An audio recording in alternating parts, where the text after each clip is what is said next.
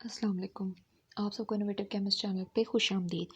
आज का हमारा टॉपिक है क्रिस्टल इम्परफेक्शन, जिसमें हम पढ़ेंगे कि क्रिस्टल डिफेक्ट क्या होता है और उसकी आगे से फर्दर कितनी टाइप्स हैं। प्रीवियस लेक्चर्स में हम लोगों ने स्टडी किया था क्रिस्टलाइन सॉलिड्स को और बहुत डिटेल में किया था, जिसके मुताबिक जो क्रिस्टलाइन सॉलिड्स के कंस्टिट्यूएंट पार्टिकल्स होते हैं वो एक रेगुलर पैटर्न में अरेंज हुए हुए होते हैं। अगर उनकी जो रेगुलर अरेंजमेंट है उसमें कोई इरेगुलरिटी आ जाती है जिसकी बिना पर उस क्रिस्टल की प्रॉपर्टीज़ में चेंज आता है, तो उसे क्या कहते हैं, उसे क्रिस्टल डिफेक्ट कहते हैं। अब ये जो डिफेक्ट होता है बहुत सी वजूहत की बिना पे हो सकता है, यानी कि अगर हम टेम्परेचर की बात करें तो एक प्योर क्रिस्टल हमें एब्सोल्यूट टेम्परेचर पे अवेलेबल होता है, लेकिन जैसे ही टेम्परेचर जो है वो अबव 0 केल्विन होता जाएगा तो क्रिस्टल में डिफॉर्मेशन आना स्टार्ट हो जाएंगी और ज़्यादा होती जाएंगी। ऐसे ही अगर हम एक लैब में कोई प्रैक्टिकल परफॉर्म कर रहे हैं जिसमें हमने क्रिस्टलाइजेशन को प्रोसेस करना है और हम क्रिस्टलाइजेशन को बहुत फास्ट कर रहे हैं, तो क्या होगा कि एटम्स जो हैं वो बहुत जल्दी जल्दी आएंगे और अरेंज होते जाएंगे, लेकिन फास्ट स्पीड की वजह से क्या होगा कि वो उनकी जो अरेंजमेंट है उसमें इरेगुलरिटी होगी। तो ये क्या है, ये इसे हम डिफेक्ट कहेंगे। अब जो क्रिस्टल डिफेक्ट होते हैं उनको डायमेंशन की बेस पे मज़ीद 4 टाइप्स पे डिवाइड किया गया है: point defect, line defect, surface defect and volume metric defect. Point defect जो होता है वो किसी रेगुलरिटी जो होती है वो किसी एक पॉइंट पे होती है और इसीलिए हम उसे ज़ीरो डायमेंशन डिफेक्ट भी कहते हैं, यानी वो किसी साइड पे भी हो सकता है। Line defect is 1 dimension defect, surface defect is 2 dimension defect and volumetric defect is 3 dimension defect. तो पॉइंट डिफेक्ट यानी कि रेगुलरिटी एट अ पॉइंट, इसमें आगे से मज़ीद जो है 3 टाइप्स हैं: stoichiometric defect, non stoichiometric defect और इम्प्योरिटी डिफेक्ट। जो स्टाइकियोमेट्रिक डिफेक्ट होता है उसमें वो ऐसा डिफेक्ट है कि जिसमें जो अगर हम आयनिक क्रिस्टल की बात करें तो जो एनाइंस और कैटाइन रेशियो होती है वो सेम रहती है, वो डिस्टर्ब नहीं रहती। अगर हम सोडियम क्लोराइड की एग्जांपल ले लेते हैं, उसका एक क्रिस्टल है जिसमें उनकी रेशियो क्या है, 6:6 है, तो वो अगर इस तरह इक्वल है, मेंटेन रही है, तो वो कौन से होंगे, स्टाइकियोमेट्रिक डिफेक्ट होंगे। जिसमें आगे मज़ीद हम क्या कहते हैं उसको आयनिक और नॉन आयनिक क्रिस्टल के हिसाब से देखेंगे कि नॉन आयनिक क्रिस्टल जो है वो वैकेंसी डिफेक्ट शो करते हैं और इंटरस्टिशियल डिफेक्ट शो करते हैं। नॉन आयनिक क्रिस्टल जो हैं वो शॉर्ट की डिफेक्ट शो करते हैं और फ्रैंकल डिफेक्ट शो करते हैं। दूसरा नॉन स्टोइकियोमेट्रिक डिफेक्ट, ऐसे डिफेक्ट की जिसमें जो स्टोइकियोमेट्रिक रेशियो है यानी कैटायंस और एनायन की रेशियो वो मेंटेन नहीं रहती, यानी कि पहले सोडियम क्लोराइड में अगर वो 6:6 थी तो वो फिर इस डिफेक्ट की वजह से वो 5:6 हो जाएगी। ठीक है। अब इसमें 2 टाइप्स आती हैं, यानी मेटल एक्सेस डिफेक्ट और मेटल डेफिशिएंसी डिफेक्ट। थर्ड है इम्प्योरिटी डिफेक्ट। इम्प्योरिटी डिफेक्ट में मज़ीद 2 इकसाम हैं: इंटरस्टिशियल इम्प्योरिटी डिफेक्ट और सब्स्टिट्यूशनल इम्प्योरिटी डिफेक्ट। इम्प्योरिटी डिफेक्ट कौन सा डिफेक्ट होता है, ऐसा जिसमें कि एटम्स के अंदर हम कोई फॉरेन एटम की एडिशन करवा देते हैं। ठीक है। अब हम पॉइंट डिफेक्ट को डिटेल से देखते हैं, यानी कि irregularity at a point, it is a 0 dimensional defect. इसकी सबसे पहले तो आते हैं स्टाइकियोमेट्रिक डिफेक्ट। स्टाइकियोमेट्रिक डिफेक्ट में नॉन आयनिक क्रिस्टल्स जो शो करते हैं वो है वैकेंसी डिफेक्ट। वैकेंसी डिफेक्ट में क्या होता है कि जो क्रिस्टल लेटिस है उसमें एक एटम जो होता है वो मिसिंग हो जाता है, यानी कि अगर ये देखें, ये एक फॉर एग्जांपल हमारे पास एक क्रिस्टल है जिसमें एटम्स अरेंज हुए हुए थे। ठीक है। तो क्या हुआ कि यहाँ से एक एटम जो था वो रिमूव हो गया, यानी मिसिंग हो गया, तो ये क्या है, वैकेंसी डिफेक्ट है। अब यहाँ पे जो कि मैस रिमूव हुआ है तो डेंसिटी क्या हो गई है, डिक्रीज हो गई है। इंटरस्टिशियल डिफेक्ट या सेल्फ इंटरस्टिशियल डिफेक्ट में क्या होता है कि एक्स्ट्रा एटम जो होता है वो इंटरस्टिशियल स्पेस को ऑक्यूपाई कर लेता है। ये जैसे ये एक क्रिस्टल है जिसमें सारे एटम्स अरेंज हुए हुए हैं, तो ऐसे ही सिमिलर एटम जो है वो आगे इधर इंटरस्टिशियल स्पेस में एक्स्ट्रा आके अरेंज हो जाए, सेम एटम होना चाहिए, तो ये क्या होगा, सेल्फ इंटरस्टिशियल डिफेक्ट कहलाएगा। यहाँ पे चूँकि एडिशन हो रही है एक एटम की तो इसलिए डेंसिटी जो है वो इंक्रीज हो जाएगी। आयनिक क्रिस्टल में कौन सा होता है, शॉर्ट की डिफेक्ट होता है। शॉर्ट की डिफेक्ट में क्या होता है कि इक्वल नंबर ऑफ कैटाइंस और एनाइंस जो होते हैं वो लैटिस में से रिमूव करवा दिए जाते हैं, जैसे कि सोडियम क्लोराइड। अब ये एक सोडियम क्लोराइड का एक क्रिस्टल लैटिस है जिसमें कैटाइंस एनाइन इस तरह अरेंज हुए हैं। अब क्या होगा कि एक कैटाइन और एक एनाइन दोनों इक्वल अमाउंट में इस क्रिस्टल में से रिमूव हो जाएंगे, बिल्कुल सिमिलर उस तरह वैकेंसी डिफेक्ट की तरह। तो ये क्या है, शॉर्ट की डिफेक्ट की। जब ये आयनिक क्रिस्टल में शो हो रहा है तो इसमें इक्वल नंबर ऑफ कैटायंस और एनायंस जो हैं वो क्रिस्टल में से रिमूव करवा दिए गए। अब इसकी कंडीशन क्या होती है कि कैटायन और एनायन का साइज जो होता है वो सिमिलर होना चाहिए, तभी शॉर्ट की डिफेक्ट होगा। अब चूँकि रिमूवल हो रहा है एनाइंस और कैटाइंस का, तो डेंसिटी क्या हो गई है, डिक्रीज हो गई है। फ्रैंकल डिफेक्ट, फ्रैंकल डिफेक्ट में क्या होता है कि कैटाइंस जो होते हैं वो इंटरस्टिशियल साइट्स को ऑक्यूपाई कर लेते हैं, अपनी जगह से डिस्प्लेस हो जाता है और किसी इंटरस्टिशियल साइट में चला जाता है अपने लेटस की। जैसे कि ये हमारे पास एक क्रिस्टल है, जैसे कि सिल्वर क्लोराइड का। तो इसमें क्या हुआ कि ये जो कैटाइन था ये वाला, ये अपनी जगह से इधर इंटरस्टिशियल साइट में आ गया और यहाँ से रिमूव हो गया। ठीक है, तो ये क्या है, फ्रैंकल डिफेक्ट शो हो रहा है। अब इस फ्रैंकल डिफेक्ट को शो करने के लिए कंडीशन क्या है कि कैटाइन का साइज़ जो है वो एनाइन के साइज से कम होना चाहिए, क्योंकि जो वॉइड होता है वो छोटा ही होता है, तो कैटाइन का साइज छोटा होगा तो तभी यहाँ पे आके फिट हो सकेगा। अब चूँकि यहाँ पे जो कैटाइन है या आयन है वो अपनी जगह से डिस्प्लेस हुआ है, रिमूव नहीं हुआ, ना ही कोई ऐड हुआ, एडिशन हुई है, तो इसीलिए डेंसिटी क्या है वो सेम रहेगी। ये तो थी स्टाइकोमेट्रिक डिफेक्ट्स। अब आते हैं इम्प्योरिटी डिफेक्ट्स की तरफ। तो इम्प्योरिटी डिफेक्ट ऐसा डिफेक्ट होता है जिसमें सॉलिड के अंदर किसी फॉरेन एटम की एडिशन होती है, जिसमें हमारे पास आता है इंटरस्टिशियल इम्प्योरिटी डिफेक्ट, जिसमें क्या होता है कि जो लेटिस है उसकी इंटरस्टिशियल स्पेस में कोई फॉरेन एटम आ जाए। ठीक है, जैसे कि ये आयरन का हमारे पास क्रिस्टल लेटिस है। ठीक है, तो हमने स्टील बनाने के लिए क्या करते हैं कि इसकी ये जो इंटरस्टिशियल साइट है जिसमें हमें ये ब्लैक ब्लैक डॉट नज़र आ रहा है, ये क्या है, कार्बन है। तो इंटरस्टिशियल स्पेस में क्या हुआ कि कार्बन के एटम आके तो फिट हो गए। तो इस क्योंकि एडिशन हो रही है यहाँ पे एटम्स की, तो डेंसिटी क्या है, इंक्रीज हो गई है। सब्स्टिट्यूशनल इम्प्योरिटी डिफेक्ट में क्या होता है कि नेम से ज़ाहिर है सब्स्टिट्यूशन होगी, यानी कि जो फॉरेन एटम होगा वो पेरेंट एटम को क्रिस्टलिटिस में रिप्लेस कर देगा। जैसे कि ये निकल का क्रिस्टल है, तो निकल के क्रिस्टल में एक निकल को निकाल दिया और इसकी जगह एक कॉपर का जो एटम है वो आके लग गया। तो यहाँ पे चूँकि रिप्लेसमेंट हो रही है, कोई रिमूवल और एडिशन नहीं हो रही, तो डेंसिटी जो है वो सेम रहेगी। ये तो थे इम्प्योरिटी डिफेक्ट। अब थर्ड देखते हैं नॉन स्टोइकोमेट्रिक डिफेक्ट, यानी ऐसा डिफेक्ट जिसमें स्टोइकोमेट्रिक रेशियो जो होती है वो मेंटेन नहीं रहती, यानी कि सोडियम क्लोराइड की रेशियो 6:6 है, तो वो क्या है, इस डिफेक्ट के बाद 5:6 हो जाएगी। इसमें दो टाइप्स आती हैं, मेटल एक्सेस डिफेक्ट और मेटल डेफिशिएंसी डिफेक्ट। तो मेटल एक्सेस डिफेक्ट को हम कैसे करवा सकते हैं, बाय दी, या फिर हम क्या करें कि एनाइन वैकेंसी करवा देंगे, एनाइन को रिमूव करवा देंगे, जिसके नतीजे में ऑटोमेटिकली जो कैटाइंस हैं उनकी एक्सेस हो जाएगी। मेटल एक्सेस की बात हो रही है, तो मेटल एक्सेस या उनके जो मेटल एटम्स हैं कैटाइंस ही होते हैं ना। और जबकि इंटरस्टिशियल कैटाइन एक्सेस की बात करें तो उसमें क्या होता है कि इंटरस्टिशियल स्पेस में एक्स्ट्रा कैटाइन की एडिशन करवा दी जाए, तो दोनों सूरतों में क्या आएगा, मेटल एक्सेस डिफेक्ट आएगा।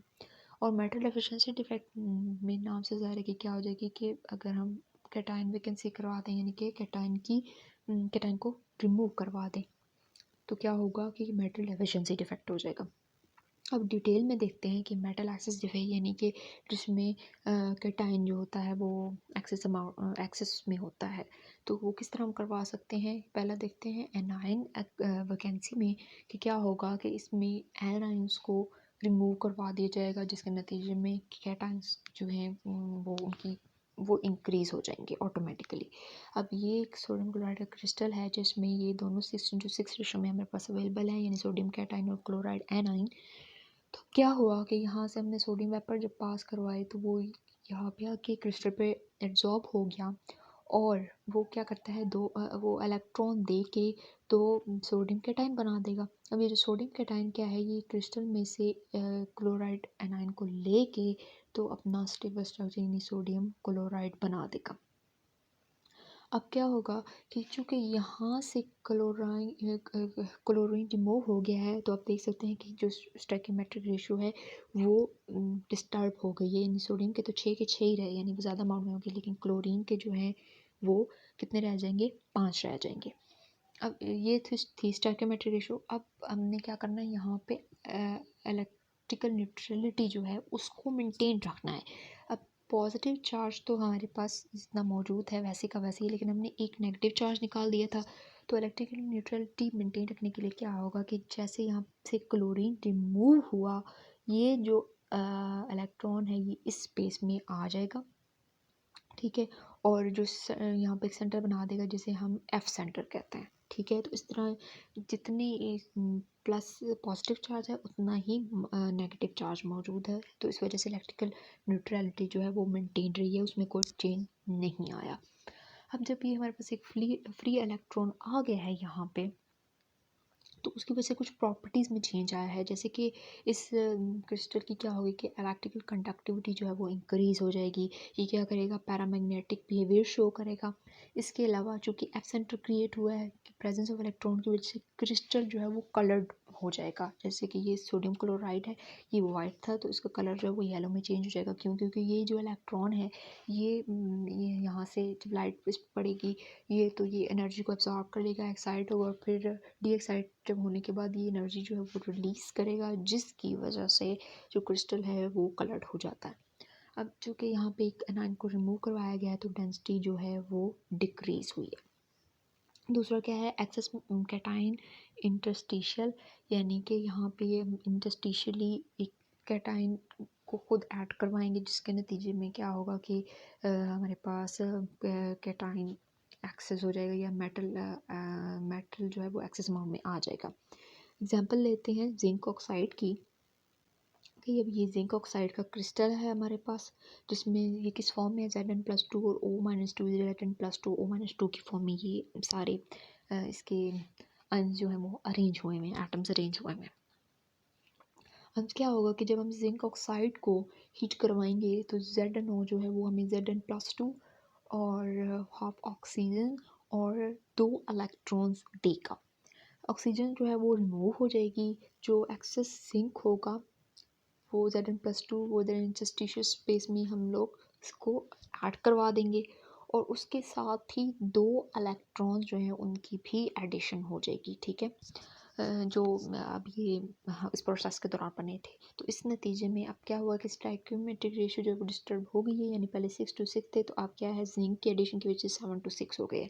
इलेक्ट्रिकल न्यूट्रलिटी जो है वो मेंटेन रही है, किस तरह, क्योंकि Zn+2 हमने यानी +2 चार्ज ऐड किया है, तो इसके साथ ही हमने -2 चार्ज यानी 2 इलेक्ट्रॉन्स भी ऐड किए हैं, ठीक है। तो इसके नतीजे में क्या अब चूँकि इलेक्ट्रॉन्स की एडिशन हुई है, फ्री इलेक्ट्रॉन्स मौजूद हैं, तो इसकी इलेक्ट्रिकल कंडक्टिविटी इंक्रीज़ हो गई है। सिमिलरली प्रीवियस मेथड की तरह यहाँ पे भी चूँकि इलेक्ट्रॉन्स ने सेंटर क्रिएट किया है, तो जो क्रिस्टल है वो कलर्ड हो जाएगा। सेकंड जो है वो मेटल डेफिशिएंसी डिफेक्ट है, जो कि हम ये इसमें भी क्या होता है कि मेटल जो मेटल एटम या जो कैटायन है उसकी डेफिशिएंसी होती है, यानी कि कैटायन जो है वो उसको वो कम हो जाता है। ये ऐसे मेटल एटम में होता है जिनकी जो वैलेंसी होती है वेरिएबल होती है, जैसे कि आयरन की एग्जांपल ले लें तो वो Fe+2 भी देता है, Fe+3 भी देता है।